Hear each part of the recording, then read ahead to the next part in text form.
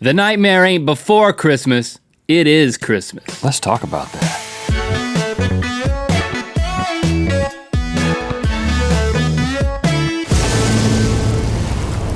Good mythical morning. Ah, Christmas. It's that magical time of year where some rotund dude in red pajamas flies around the world, breaking and entering, kissing mamas, and eating all your cookies. Whoa. Listen, Santa, when viewed in the proper light, can be seen as a terrifying individual. I see that But now. he's got nothing on these monsters of Christmas folklore that I'm gonna test your knowledge of today, Rhett. It's time for... Scary Christmas to all, and to all a good fright. That's right, Rhett. Turns out there are monsters associated with Christmas around the world. Heard about these. And throughout time. Oh, you have had you. I've heard about them in general, but I don't know about any. Besides Krampus, there's a movie about Krampus. But maybe. Didn't see it. Maybe Scared of it. you know some stuff. There's a fill in the blanks. There is no prize because Christmas is not about winning. It's about trying to escape punishment. Oh, really? Yeah, and you're gonna be running hither and thither to escape punishment because for every blank that you do not fill in correctly, you're gonna receive a Christmas punishment which will be revealed in due time. Are you ready? I'm a little nervous all of a sudden. In the 12 days leading up to Christmas, the German witch Frau Perchta rewards the generous and punishes the naughty by ripping out their insides and replacing them with blank. Frau Perchta. Perchta. Haven't heard of him. Her. Haven't heard Female of her. witch. German. Okay, so some German things that you can stuff people with. Sausage. But sausage is already stuffed with something, which is weird, and maybe the reason that she would do it. You're on the right track, Rhett.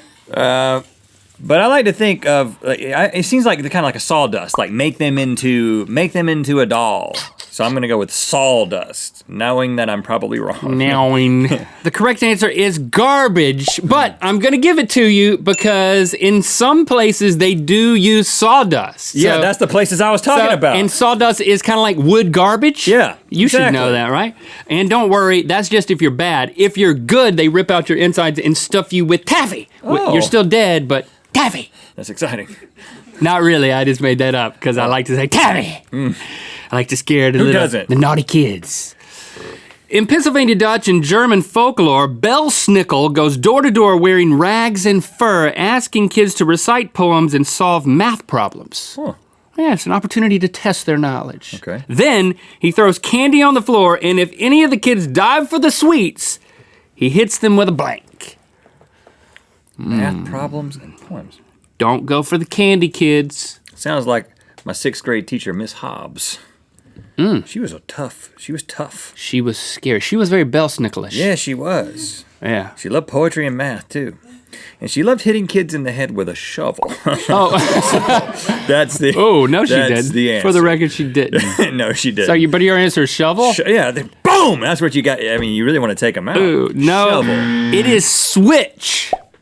You know, like, just pull a switch. Yeah. Because and you know what? We have Belsnickel here with us Oh, today. no, you don't. Let's welcome him out here. Oh, wow. There he is. He looks so Dutch. And look at- Pennsylvania Dutch. Look at that switch he's got. You see those switches Belsnickel has? Oh, gosh. You're going to be switched every time you get one wrong, starting with the one you just got wrong. Right, right now? Nope. And you're gonna amass them. We'll keep count, Belsnick. Belsnick. Oh, Belsnick. And at the end, right, you're gonna get walloped a whole bunch. Okay. Yo Lakaturin, the evil Icelandic Christmas cat, will eat lazy children unless they are wearing one blank piece of clothing. One blank piece of clothing. A Christmas cat. What would repel cats? Cat repellent piece of clothing doesn't seem like a good Christmas tradition. Like coyote urine piece of clothing. I didn't make the blank that long. No, you didn't. It's probably a color. I'm going to go with red because we're talking Christmas time, so I'm just going to say red. This is the tough one. The answer is new. What? You got to wear new clothes, so you got to get yourself a gift before. What about kids Christmas. who can't get new clothes, man? They got that cat coming after them every which way. Yeah, they get eaten by the cat. And now you know why every lazy Icelandic person carries a laser pointer. I don't get it. You ever seen a cat with a laser pointer? Nope. They go crazy over it, man. Oh. They go crazy. Oh, a cat with a laser pointer. Got it. No. You mean a cat looking at a laser pointer. Yeah. Now I know what you mean. According to French legend, Père Fouettard was an evil butcher who killed 3 children and threw them in a barrel full of blank. But St. Nicholas showed up and brought them back to life. Oh, good for him. Yeah, he can do that. We need more Christmas traditions like this where kids are thrown into barrels and eaten by cats and stuffed with sawdust. Yeah, kids got it too easy now. Bring back the darkness. Sugar plums dancing in their heads. Is that what it is? Yeah. They need to choke on a sugar plum. What would an evil butcher have?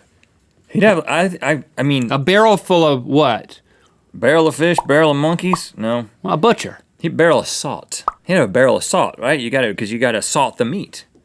Barrel of salt. Good one, Rhett. Yeah. You got it. Yeah. It's a brine solution. Yes. You salt the meat so it cures. Keep the kids nice and fresh. Right. There is a good lesson here. Always brine your human before you eat it. Yeah, right. Otherwise, it tastes horrible. Yeah. Especially children human. Well, it gets dry. They taste so nasty dry. unless you've brined them. Yeah. You want to get the moisture back. But if you brine them, man. Yeah.